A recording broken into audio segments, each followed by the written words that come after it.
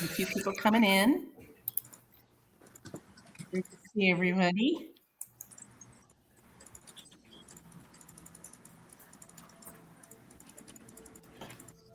We got a few more people popping in here. We'll give them a couple more minutes and then we'll get started. Okay. Do we have everybody here? Okay, we'll just give it one more minute.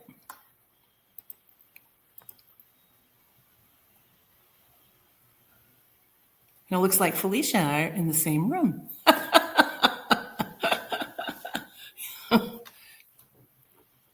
You're on mute.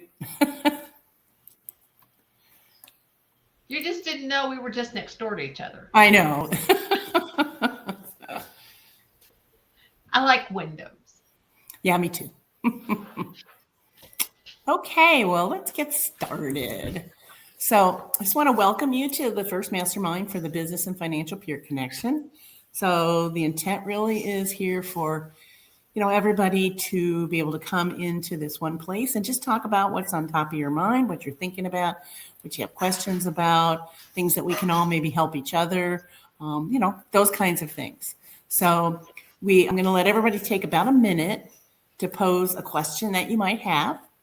Tell us who you are, what you do, and who you serve. So give us a little bit of context. And that'll be about it. So you'll hear a buzzer after you're talking.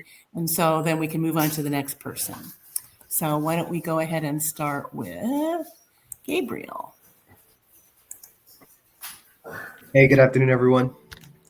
So my name is Gabriel Florentino. I'm a director for Engineer Tax Services. We're a specialty tax firm, and we focus on small to mid-sized businesses and real estate investors.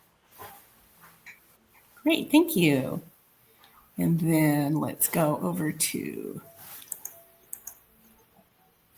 Timothy. Is that right? Or I think he just dropped off. Just dropped off, okay. He had an emergency. He said he had an emergency. Oh, okay. So Nimanja, is that right? Yes. Okay, great. Yeah. Fine. I don't know if my camera's on because I can't see myself. I can see you. Okay. So my name is Nemanja Lukic, or Ned. I own True Euro. I am also a specialty tax business, but I only specialize in research and development tax credit, as well as business growth consulting. So I do both of those things. Done that for quite a few years right now. So pretty much it. Great. And JV? Good afternoon, everyone. JB here from One Rec Design Company out of Los Angeles County. We develop smart websites that allow businesses to run their companies and their operations through one dashboard, one software, and one login, integrating all softwares they use in their daily operations. And nice to meet you all. And Santiago, how about you? Yeah. Hello, everybody. Well, my name is Santiago. I am the INA's virtual assistant, so I work in Masten Solutions. And well, I'm happy to be here with you. Thanks. And then Stefan? Hi, everybody. My name is Stefan. I'm just a regular person on the street. I think Ina knows me already. So I run 2 international companies. I'm a business consultant. Not much about it. Just a bachelor's in finance, an MBA, and a master's in HR. I can see the entire backbone of a business. And pretty much that's it. Great. Thanks, Stefan. How about you, Yvette? Yes, Yvette Batula. I'm a living benefit life insurance agent.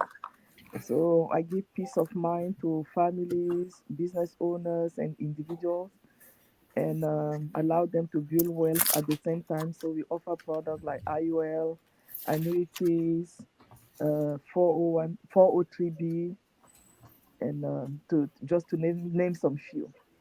Great. Those are great. Thank you. Yeah, the 403B is great. My nephew is graduating from high school this June, and we all, since the time he was born, put into his 403B, and so he's all set. He's all good to go. Okay. Yes, now he needs an IUL, right? Right, exactly. So Penny, how about you? I'm Penny. I'm in Fort Worth, Texas, and I'm in the accounting department. I am starting my own accounting bookkeeping firm. My goal is to do consulting, helping people set up processes that make the accounting department of their businesses run smoothly. Terrific. That's much needed. And I have not narrowed down an industry yet, although I have like 2 or 3 in my top. Well, that's a good topic we can talk about, niches. Yes. So Felicia, how about you? Oh, nobody wants to know what I do. Yes, we do. So I am like some of you, I am also a specialty tax office. I own my own practice, have now for 44 years. January 1st started my 44th tax season. Although I do tax preparation, my niche is playing in the sandbox of the tax world in mitigation and resolution. So if you have a problem, you have a client that has a problem, you're not sure how to get it fixed, give me a call. I'm going to be the person that can there's not too many things out there that I haven't done. I'm in the midst of writing a book about it. Oh. And why you should hire a professional. And it's not a how-to book. It's not a instructional how do you do this book. I just got off the phone with my book ghostwriter, as a matter of fact. And so kind of fun things to do, but I do play in the sandbox of the tax world and mitigation. So yeah. Thanks. And Charles? Hello, everyone. My name is Charles Pearson. I'm with a company called AYG Financial. We are a insurance agency represented by 80 carriers. We have some unique business products, business savings products as well. And I'm on the business development side, so I look for opportunities to help companies utilize some of our services and products to introduce savings as well as insurance products to their clients. And so that's it. Glad to be here with everyone. Thanks, Charles.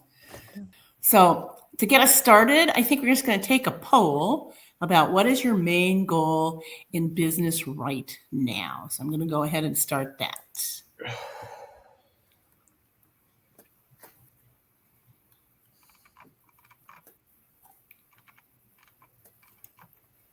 So basically what you can do is just look at these 3 and sort of select one that really speaks to you.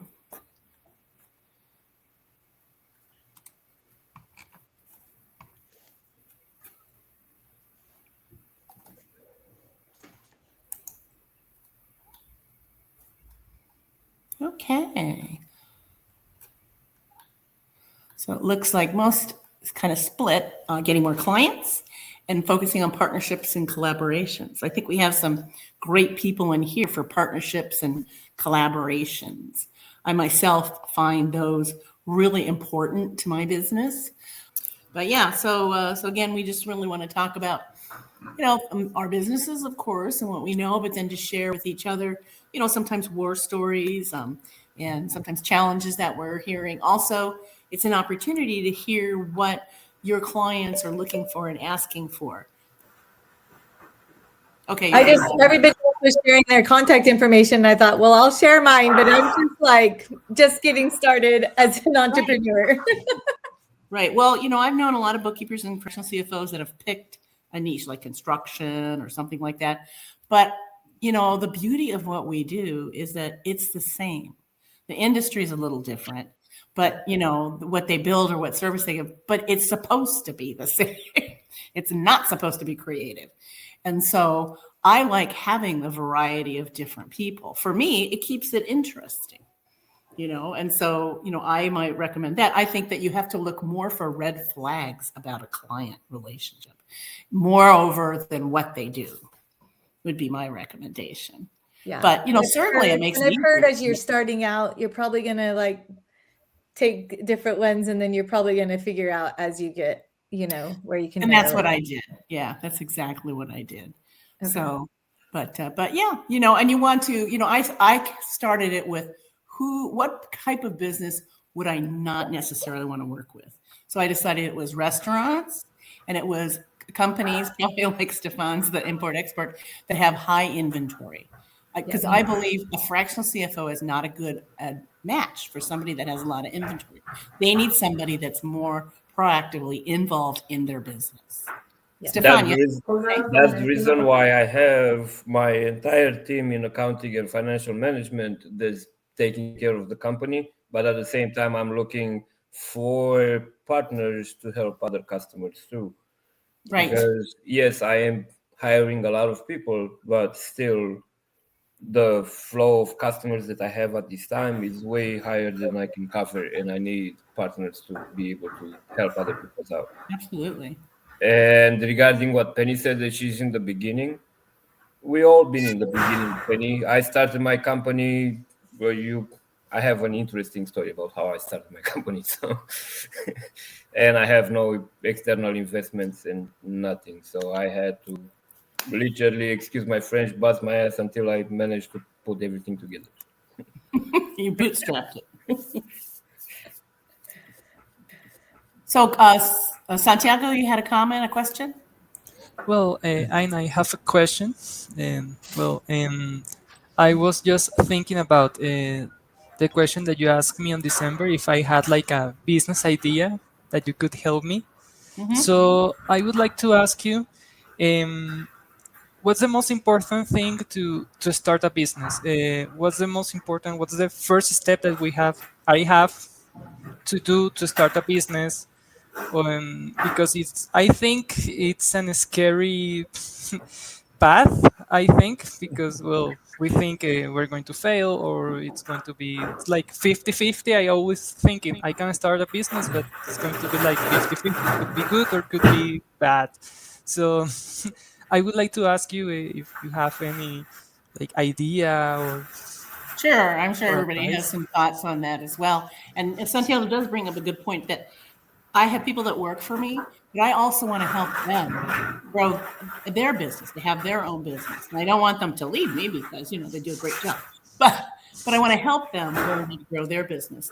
I think you need to decide, what is it really that you want to do? What is it that brings you joy? What is it that you're interested in sharing and helping people? It's all about helping people. And yes, we all want to make money. That's, no doubt about it.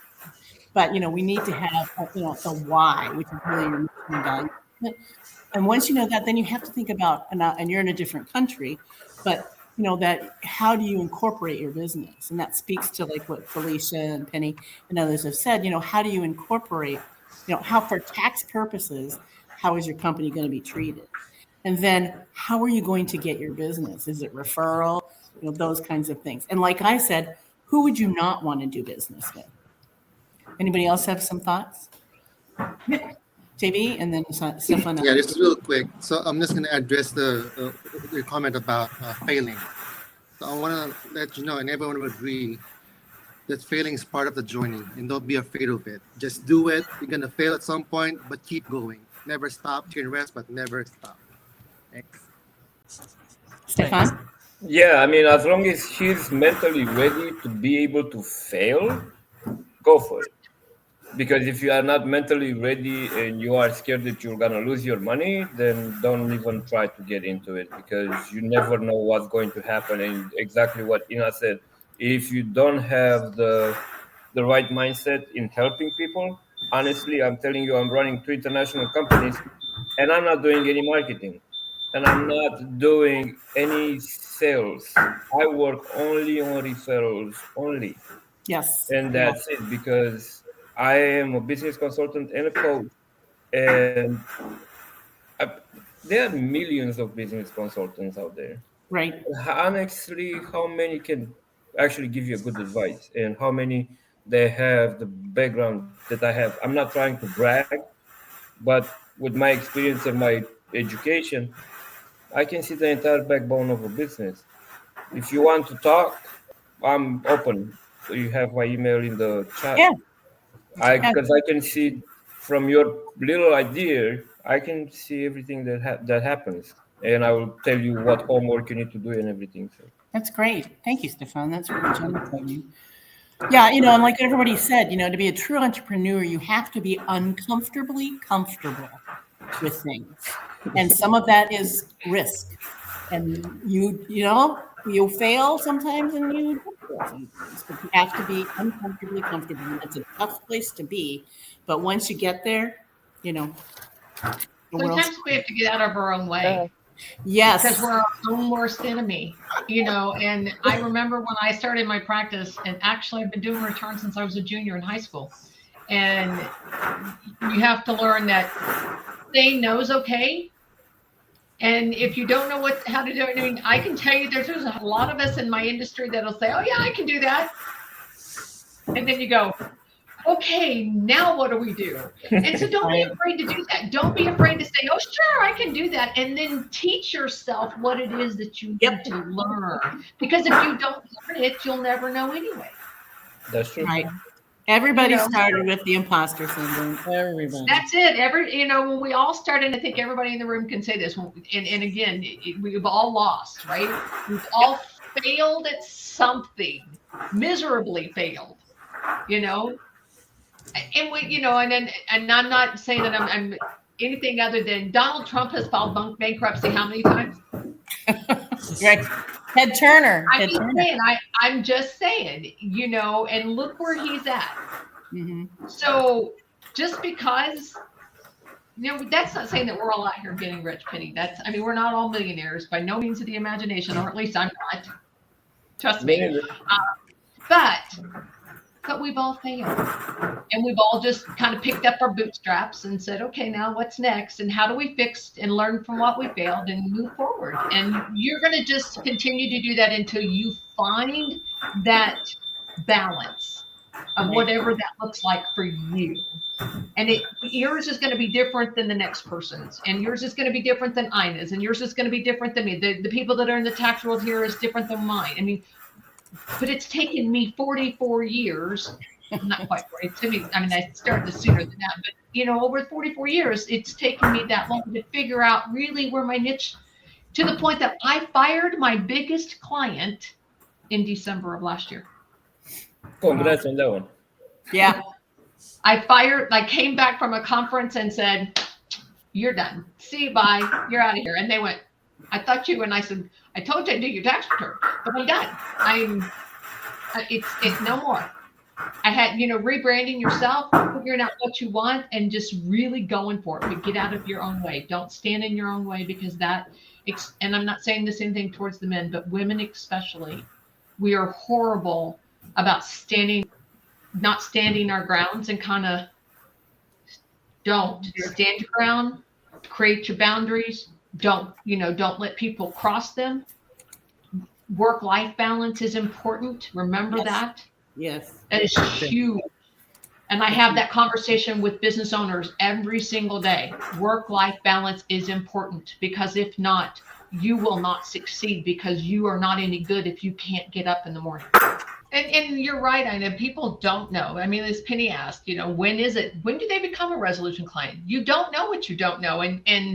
And I take that at full heart, because I teach my clients the same thing when they come in with resolution work, and they're just like, and I'm like, just take a breath and let's walk backwards and start from the beginning and go forward. And they'll say, but I'm so dumb. And I said, no question. There's no dumb question. The only dumb question is one that's not asked. Right. If you don't ask the question, that's the dumb question.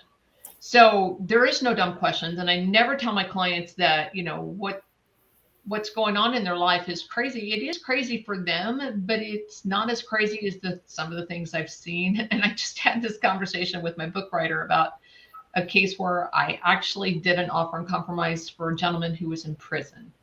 Wow. I got it, though. I got my offer done, and that's the important piece, Right. And I was able to do due diligence while he was in prison. Some of the time he got out, he was clean. Wow. But nonetheless, it's, you can't make this stuff up. It really doesn't happen. Felicia, can I say something about what you just said right now? Absolutely. So, okay.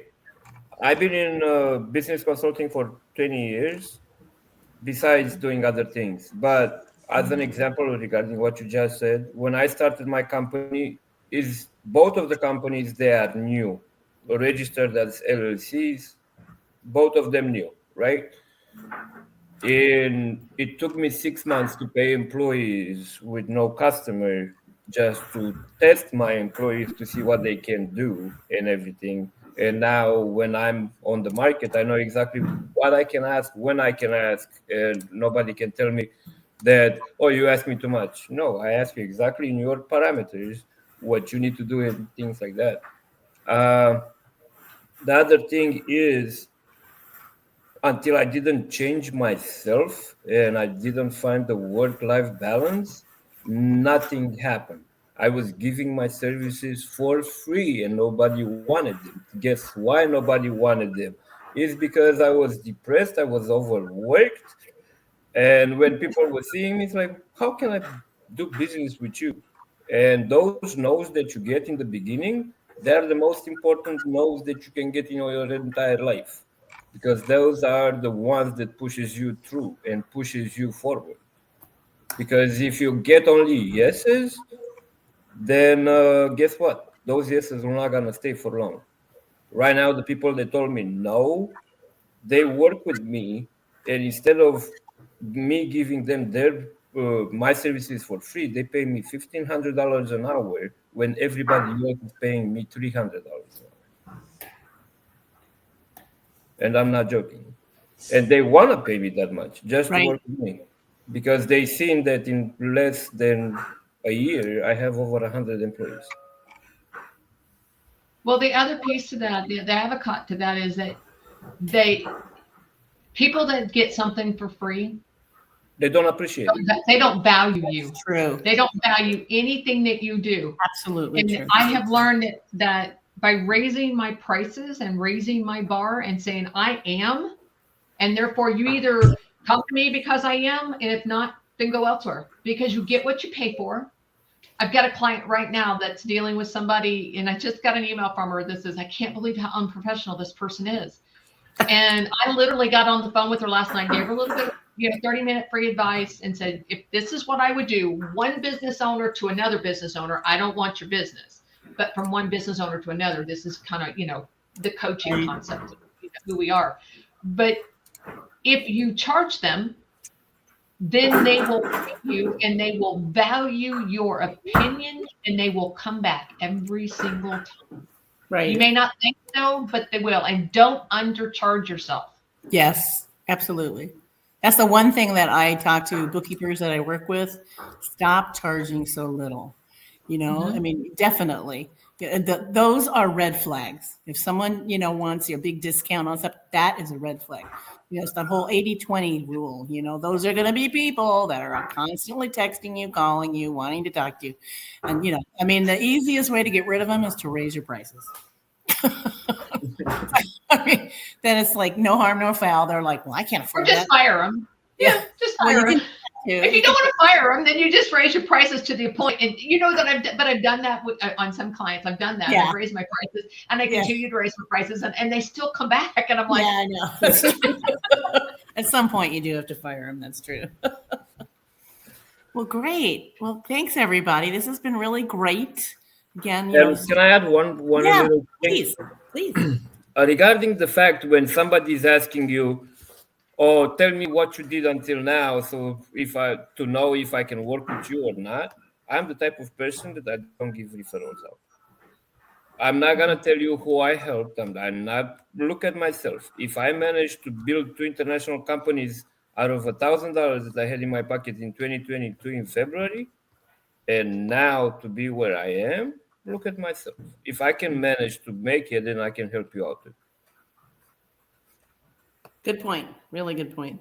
I don't do a lot of bragging on myself either. My arm's not long enough to pat myself on the back, and I don't need that. I don't need that. I don't need a pat on the back. Here's what I do, and I'm really good at it. And the more that we talk to each other, the more we know about each other. And my last 2 clients came out of nowhere. One of them came from a CPA firm that I had referred to somebody else for tax strategy, which I'll now be going to Felicia for. And they did a horrible job. And they ghosted my client and all this stuff. So I sent them an email, called the partner, said, I don't know what the deal was, but I'm sorry, but I can't refer to your firm anymore. Then like 2 months later, they referred a client to me that's a great client, a great fit. I mean, I'm like, I know. I'm like, well, what's that all about? Is that like, I'm sorry or what? Or, I mean, they're a big firm here in San Diego. They're not a small firm. They don't need to be doing that. And they could certainly have been, the fractional CFO.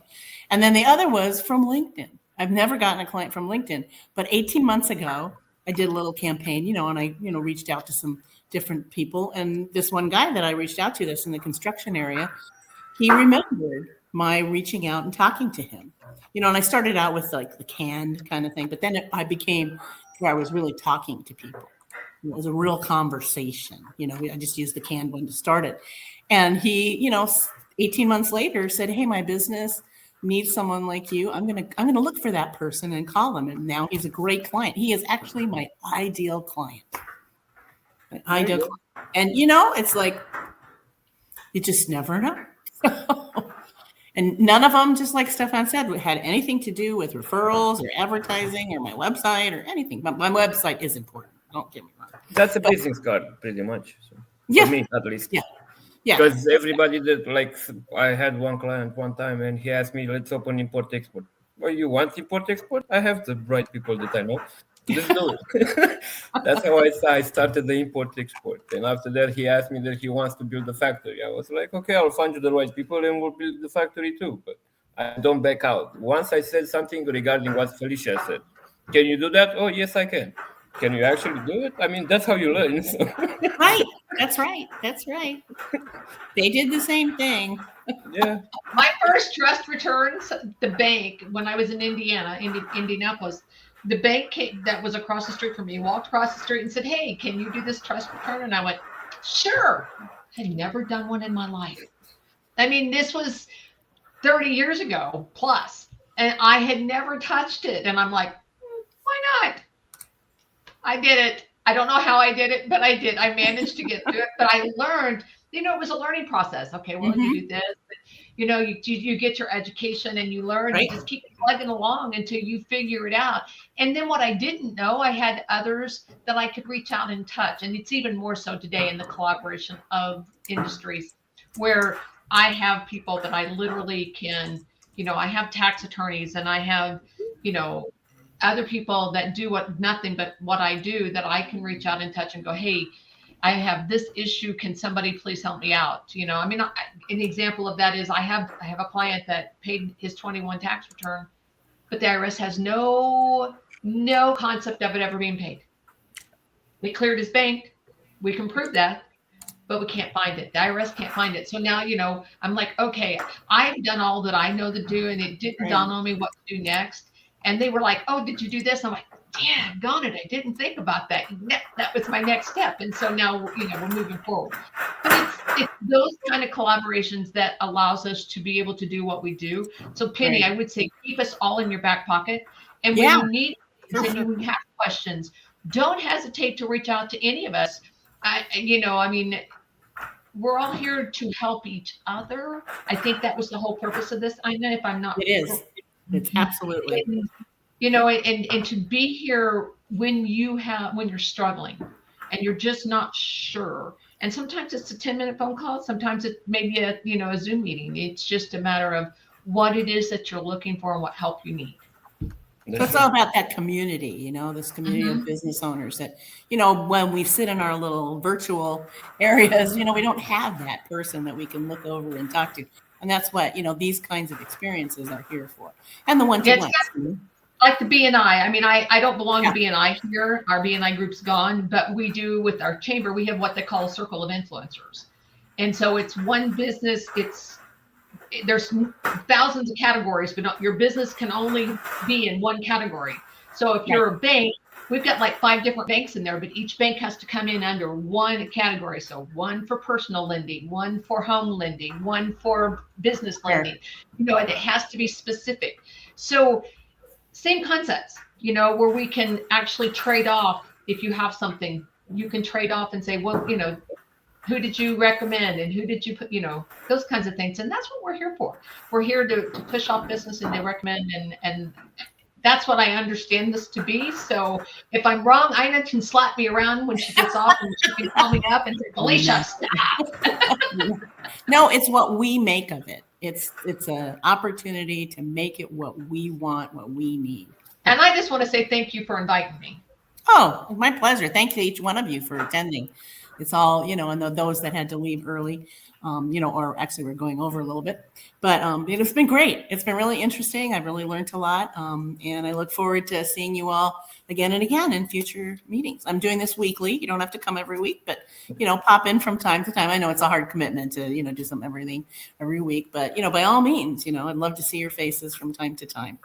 So, and, like Felicia and Stefan said, don't hesitate to, pick up the phone or send us an email if you want to have a little one-to-one chat, or just, maybe, you're just at a place where you need a little bit of, lifting up, we'll be there for you. That's awesome. Definitely. Thank you Why so not? much. It was a pleasure, guys. Thanks so much, everybody. Take care. Have a great rest of the week. Bye. Thank you so much.